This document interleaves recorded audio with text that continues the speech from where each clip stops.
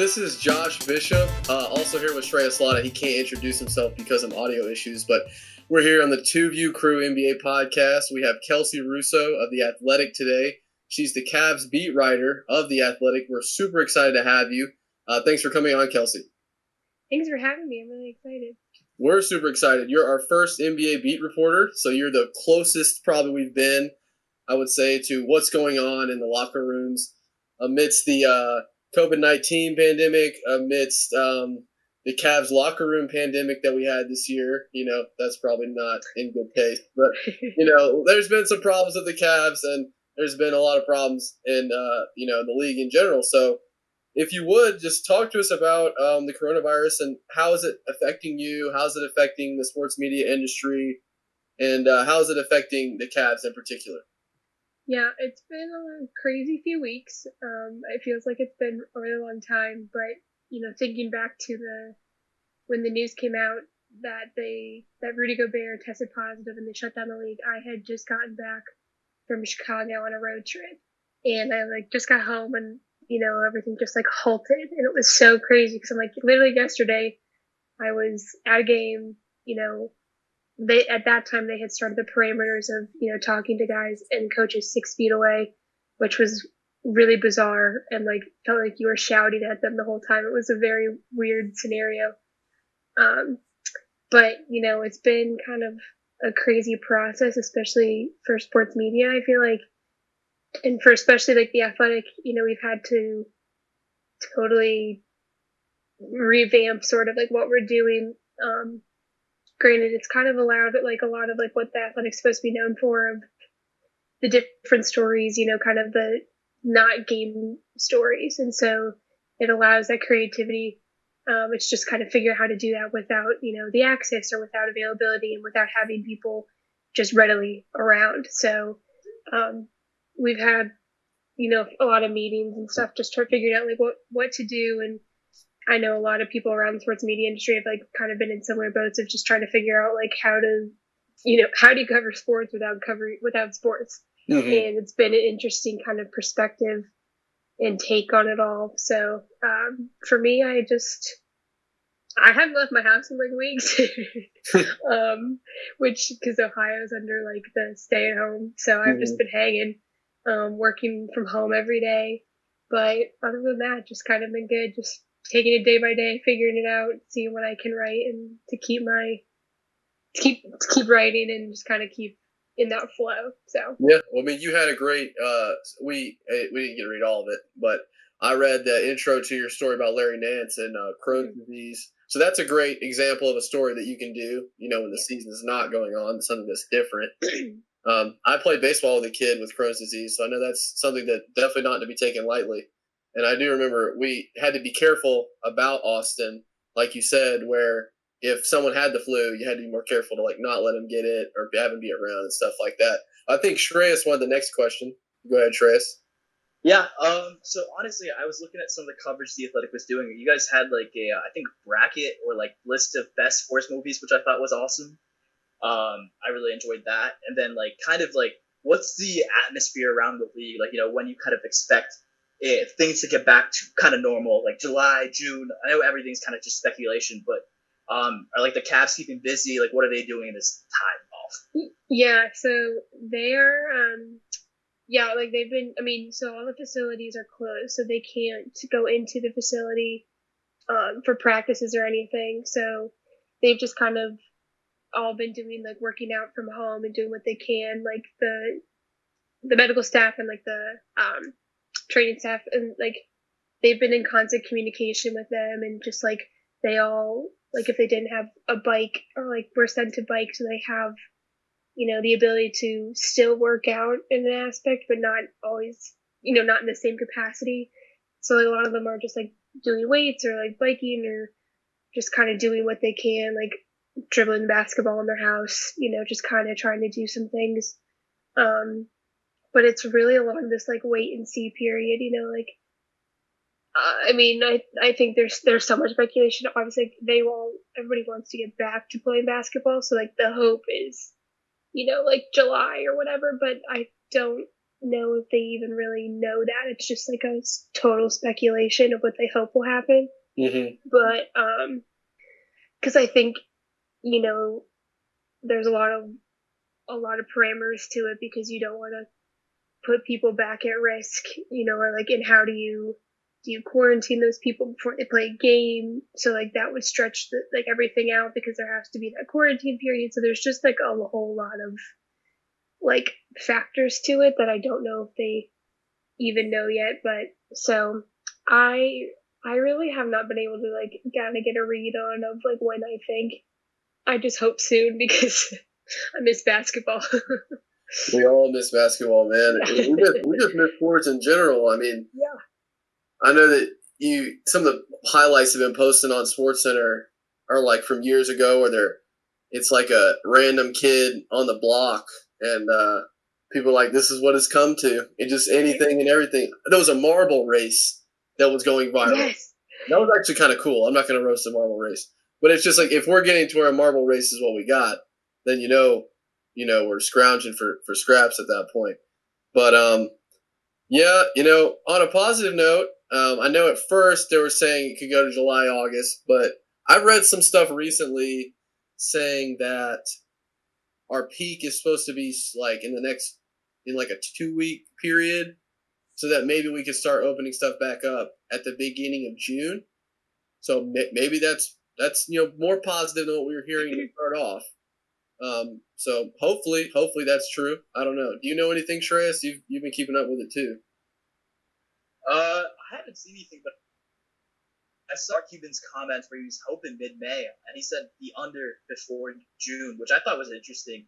He definitely has a better pace on the league, and it seems like he was talking to a lot of guys in the CDC and stuff like that. Like Kelsey said, and like you said, it's all speculation at this point. We're all hoping, sports comes back on, because it's been a crazy. It feels like it's been months, but it's been 2 weeks, and I don't know what I'm doing with my life. It feels like, just trying to keep busy, and I hope it'll come sooner than later, and hopefully we can watch the rest of the regular season, whether it's 10 games or 5 games, or whatever they decide.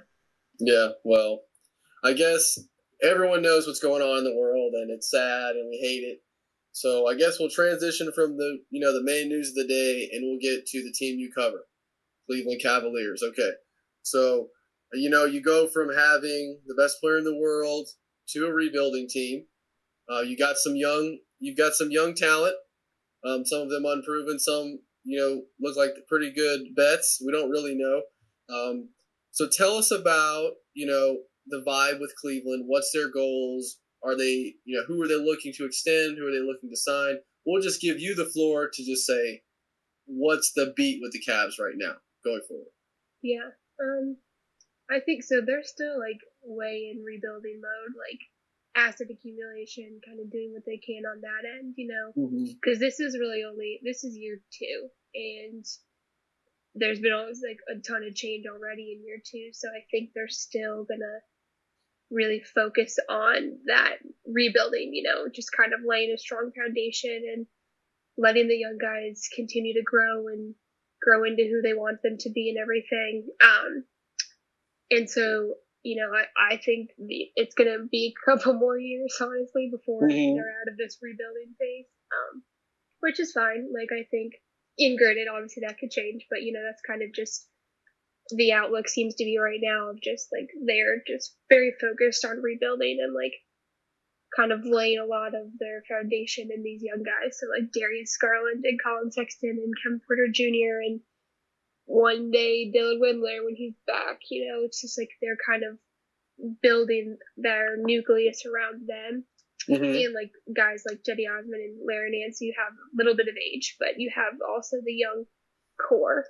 And I think the problem with like free agency and like who they want to sign and everything is like now it depends on like what will happen, because there's like potential that like the salary cap could be smaller, and like next year's salary cap could be smaller, so that's going to affect like, can they give the contract that if Tristan Thompson would want? Can they bring back Andre Drummond for that $29 million player option? I mean, like he has to opt into it, but like that's going to be a consideration, because they have right now they have Kevin Love and Larry Nance on really big contracts. So like the three of them, I think combined is like 79 million or something around there. Jeez. Which is, yeah, it's like a huge chunk of money. And so like, I think like, you know, it just kind of depends on like what'll happen with that, depending on like, so it'll affect on like what they end up doing in the off season. But I mean, I think, you know, it's been interesting to kind of watch this season, especially as I've been trying to like learn everything humanly possible. That like the shift in the mindset of just like, okay, they kind of had this idea of they thought they were going to maybe be a little bit better than they were, and they kind of had to like readjust and focus really on like the rebuilding and the team chemistry and the camaraderie, and really like focus on just growing. And like that mentality has taken really well, especially in the last like the weeks before the season was suspended. There was just this like intentional growth and intentional playing together, and they wanted to play for each other, and you saw a change in just their effort, I think. And I think that was kind of, they actually bought into what, you know, the coaching staff and the front office wanted to be, which I think is a good thing. So I think that'll play into next year's outlook as well, of just continuing that approach that they started. So I know you mentioned how things have gotten better and you've seen a more intentional effort from the team. I don't remember at what point in the season it was, but there was a lot of rumors about Kevin Love being unhappy with some of the young guys. And I think it was mainly with Colin Sexton. Do you know anything about that? I don't want you to like throw people under the bus, but like what was going on? What was causing that stir, if there even was a stir, really?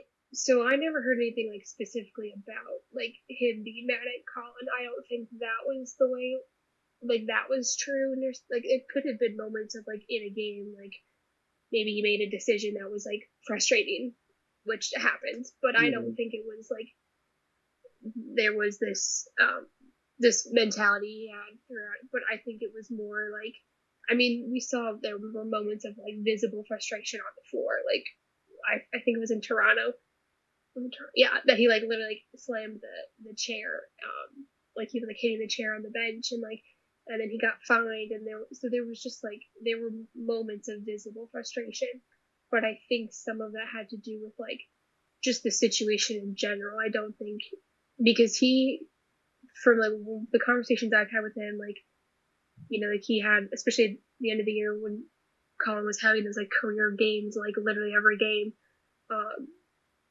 I think he has a pretty strong relationship with them. I think it might have just been in moments of frustration when a lot of things are happening. It kind of gets like pigeonholed towards somebody, but it's not like a constant feeling. So, because yeah, the two of them seem to have a good relationship. I mean, like they're on the floor a lot together.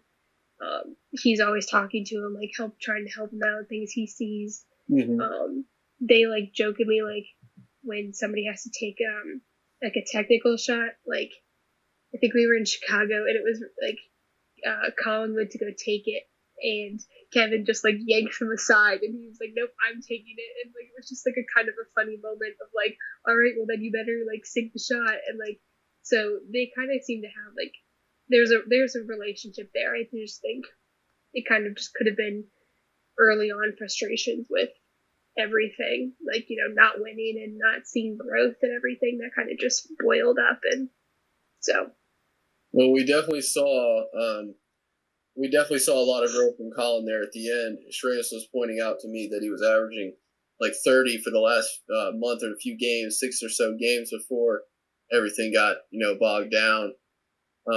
So do you see Colin as the point guard of the future for the Cavs? Or I know when I've watched him, I was high on Darius Garland out of Vanderbilt. As a Hawks fan, I was partially wanting us to trade up and wondering if it could work with Trae Young and Darius Garland. But to me, sometimes it seems like Darius and Colin are both kind of shooting guard types. Do you see one of them becoming the more pure point guard, or do you see them drafting a LaMelo Ball and then, you know, like making it all fit together? What do you think? Do you think one of them has the potential to be like a pure point guard?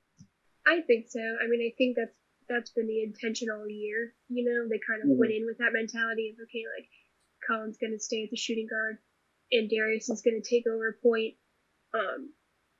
And I think the problem is that we haven't seen as much growth from Darius as I think they were hoping, which is fine. Like, that happens. Like, you know, he had a lot of good moments throughout the year, but there was like, he kind of got off to a slow start and then hit a groove and then kind of dropped off again a little bit, and then he got hurt. And then the season got suspended. So it was like, his numbers now don't look that great. Yeah. But I think it's, you know, they've always kind of had the mindset of like potential, you know, like it's going to take a year. It's going to take a little bit of time for him to grow. But I think from how Darius was leading the offense, you know, just like the reads that he found and like the assists or the hockey assists that he saw, I think Colin is better probably suited for shooting guard and leave Darius at point, but to have them be able to like switch is also a good thing because then like in some instances like then Colin can play point and like that also worked well. I didn't think the combination would like there were a couple, it wasn't many, but like that Darius they like switched and I think that didn't work as well. But if you have when they had like Colin running the point and then like Kevin Porter Jr. or somebody else like at the two, like that worked well. So I think it like allows for different combinations that they can just throw out there. But the problem is like their size puts them at like a disadvantage a lot on defense, and I think that's one of the bigger things they have to work out and figure out how to combat that. But I mean, and in regards to the draft, I don't know. I have like so many questions. Like I'm so curious what they're gonna do because, you know, one, I think it'll depend on like what happens with like where they end up in the lottery and like who's available. Because like if they take somebody like LaMelo, like then you have a really crowded backcourt, and like what do you do there? You know, so or do you take somebody that's more like on the wing that has that potential to kind of float back and forth because that's the position they really need, or like do they take a set? I don't know. There's like so many like possibilities, and I'm just like I have so many thoughts and like so many questions that what'll happen there. But I don't know. I think like they seem pretty set on the future with Darius, so I would like kind of expect him to stay in that role at the point guard. Yeah, I like him. I think he's got a lot of potential. I think it would be a mistake to give up on him this early, especially the way the NBA is going, where shooting is so important, shooting off the dribble is important. I think it would be a mistake to give up on him in what has been a short and skippy year because he had, he said he was injured, and now we have the virus. It's like it would be idiotic to give up on him this early. But Shreyas was going to get the next one. Yeah, Kelsey, you mentioned the fact that they seem to be gelling. I mean, you wonder out, with JB Bickerstaff coming in and John Beeline being let go, what exactly, was the issue with Beeline? He was a first or second year head coach, and they had a long-term deal, with everyone talking about, the comments where he said they were thugs, and somebody said he said thugs, and then he said, no, I meant slugs, and then Colin Sexton backed him up. He said, Coach calls us slugs all the time. What was the locker room like with him coaching and versus Bickerstaff, who's had his way around the circuit? I think this is his third or fourth time being a head coach after someone got fired, which is actually kind of interesting. Yeah, so I actually wrote a story about that. It's funny, he's kind of always been that guy that fills in, because he filled in at Memphis, and then he was there for a year as head coach. He filled in with the Rockets, and now, he filled in here and then got the contract extension. There was so much that I think that a lot happened behind the scenes that we didn't see when the locker room was open. But in regards to Beeline, because that was his first year, I think he struggled adjusting to the NBA because any new coach will. but he's been in college so long that it's just kind of it's a totally different world. The NBA is just a different monster than college. And, some of the way he was used to coaching, because when you're coaching, 18, 19-year-olds, 20-year-olds in college is going to be a little bit different than when you're coaching pros. And when you have ranging from 19-year-olds to 30-year-olds, there's just kind of there's a different way you have to coach. And, he tried, and obviously, he put it forward like a lot of effort, but I just think there was just they weren't gelling. The players weren't gelling with him. There just was a disconnect between everybody. And I think some of that effort that I mentioned has come from the way Bickerstaff goes about coaching. He's very like player focused and, kind of like a player's coach, I guess you could call him. Where he's focused a lot on relationships with the guys. I did a story about him and just kind of like who he is as a coach and everything. And like, he very much like is like relationship first and then basketball, like you're human and then you're a basketball player kind of thing. And I think that probably helps when you have that actual relationship with a coach to then like, okay, I'm going to like go and put out some effort on the floor. So I think that's been like the biggest difference. And I think, like Bickerstaff kind of understands the NBA because one, his dad has been in the NBA forever as a coach and everything. And so he grew up around the game. He knew what it was like. And then to coach and be an assistant coach for a bunch of different people, he just kind of knew how the league worked. And I think that probably helped in that trust that he was building with the guys because they know that he knows what it's like versus trying to kind of having to like teach somebody and like help somebody kind of figure that out. Like he's already been entrenched in it. So yeah, there was a lot of things that happened. There was, I was like, is it ever going to stop? Because it's just like one thing after the next.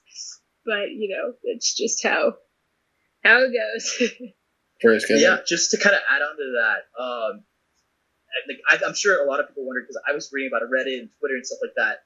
People were blaming Kevin Love, people were blaming Colin Sexton. Was it kind of a veterans thing where they didn't approve of the way Beeline kind of coached the guys, or was it the entire team, you'd say, for his approach just was not universally well liked? Yeah, I don't think it came from one single person. Like it was just kind of a universal thing, like between even like coaching staff and players, and kind of it just was like overall felt, you know what I mean? Like it. So granted, obviously, like nobody voiced it specifically, so like I don't know if it was like spearheaded by somebody, but I think it was something that was felt kind of underlining by everybody, which was a bummer because like I feel like Beeline could have been a really good coach. He had a lot of potential, and he's a very well respected college coach. So like I there was that potential there. I just don't know if I was given enough time to really figure that out. But yeah, I don't think it was like one person at all. I think it was kind of a collective mentality, or kind of like thought process. I agree with you. I was kind of disappointed because I'm not a Cavs fan by any means, but I just like to see teams that aren't always good do well. And when they signed signed him to a contract, I was like, this is great. Like he's a great coach at Michigan. He was known for getting more out of Michigan teams that maybe weren't as highly touted recruiting wise. So I was like, this might be a perfect fit, having Garland and having Sexton and stuff. But you are right. Everything I read just seems like NBA players, they feel like they've done their time under those college coaching styles, and they're like, we're men now. Like you can't do us this way. And I guess I'm sad because I could tell when I'd read quotes from him or watch clips that he wanted to do well so bad, but it wasn't a good fit. But he'll get another job as a college coach, so he'll be fine. But I'm really interested to hear. I know I read Quentin sent us something where you talked about Denny Avdia and you talked about LaMelo Ball and stuff. what would be your dream scenario for the Cavs? Let's say they get the number one pick, or we'll do this. Let's say they get the number one pick, so your number one player, or let's be realistic. Let's say they get like the fourth or fifth pick. What's your best case scenario in both instances? I've like thought about this a lot because like there's just so much. I think number one pick, I would say I think you take somebody like Denny, just because I think they need depth at the wing like badly, you know, and I think he has. They also need somebody who can play make, and I think he has those skills a lot where he's just a really strong wing, and like that they need that so badly. So I think like if they number one, I think he would be just like a really good fit. I think if they dropped, you know, like fourth or fifth, you know, I think maybe somebody like oh my gosh, what is his name? Maybe like somebody like Wiseman, because, and I always say that because with center, like, you know, there's a lot of thought that, you know, Andre Drummond will sign his player option because I don't know where else he would get $29 million from somebody. But that's also only 1 year, and then becomes a free agent. So like, you have that, you know, Tristan Thompson being a free agent, like, depending on what happens, like, he might not come back. You know, there's a whole lot of stipulation with that. So, like, you don't have the depth of this at center right now. And so, like, he could be a good option if you need to just kind of secure a center that has the time to then grow and could, like, grow with the team. Because then, depending on what happens, like, if Andre, like, left next year, then you have a center who's been around the team and knows what's up, versus like trying to then draft somebody or sign somebody in free agency and having to go from there. But also, like, you know, people have talked a lot about like Obi Toppin, which I could also see as an option. Like, I don't know, but I think I would go with those two as kind of being your like, if that's what I would think, yeah. But I like Denny a lot. I really like him. I think I like his mentality. I think the Cavs could. I think him and Colin would like each other because they're both fiery guys. I think I worry about with like a LaMelo that like Colin and LaMelo might clash because Colin's very like go get it, and LaMelo's kind of like go with the flow. I don't see them clashing well. I think Denny and Colin would like really be on the same page in terms of competitiveness. So and I think a lot of mocks have seen Denny go to the Cavs. So I like that one. What do you think about Edwards though? Because he's a powerful wing. Do you like Anthony Edwards? A lot of people are split on him. So I have to actually go back and watch the film on him. Like I've kept up a little bit, but haven't been able to like totally dive into it. So like I definitely could see the potential. I just feel like he's, you know, projected to go so high that I haven't even really considered it as an option for the Cavs because like the likelihood that they get the first round, like the first pick is like, I mean, it depends, but you know, like it's not as big as I think people would have hoped. So I feel like I kind of like shifted. It was like, okay, who would not fall, but who's kind of going to be, you know, third pick, fourth pick, and like be those options instead of the first round pick. Because I think Anthony's like that's where he's projected to go so much. But again, like they need a powerful wing, and if he can do that, so he could be a good fit. I think. I mean, I know like it was funny. I was talking to the general manager, Kobe Allman, and he like was like, "Oh, I'm going down to Georgia," and I was like, "I'm like so jealous." Because like I missed like school and everything, and he like went to go see like Edwards at practice one day and playing the game and stuff, and so like we talked like when he got back, because I was like, oh, how was that and everything, and so well, obviously like I mean like everybody, but he's on their radar because you just never really know like where they'll end up, so definitely is a potential option that could fit, and I think you know. He kind of has a similar mentality to guys like Colin and Darius, and you know, I think he could fit well with those young guys. So that'd be cool if you got to, like you're a Cavs fan, covering the Cavs, and you went to UGA. Like, imagine if, UGA is the best player and God knows how long went to the Cavs. That'd be really cool. Trace, you got anything to add? Yeah, no, I think that's really cool. Honestly, I was gonna ask, have you heard anything like preference-wise? I mean, like, me and Josh have been going back and forth on the whole LaMelo thing. Like, I think it'd be dumb for the Cavs to draft him, period, just because that's another guard, clogging up the backcourt filled with guards, and lottery picks and stuff like that. Have you heard anything from the team where they're leaning? I mean, obviously, like, it's very premature to ask right now, but like, do they have a preference in position or like type of player that they want to come in? Not that I have heard. I mean, they've kind of always had the mentality of like they look at who's available, like where they're at, and that's kind of like depending on who's available, they kind of make their decision from there. So, I don't know if they have a preference, and I might not even be able to like that could change depending on like who's taken ahead of them, because like then it could shift. Like if they think they have the potential to get a guard or somebody, they might go that way, or if those guys are taken, then they might shift and go more like to a center or somebody. So I haven't heard anything yet. So it'll probably be something I hopefully see if I can find out closer to whatever the draft's going to be.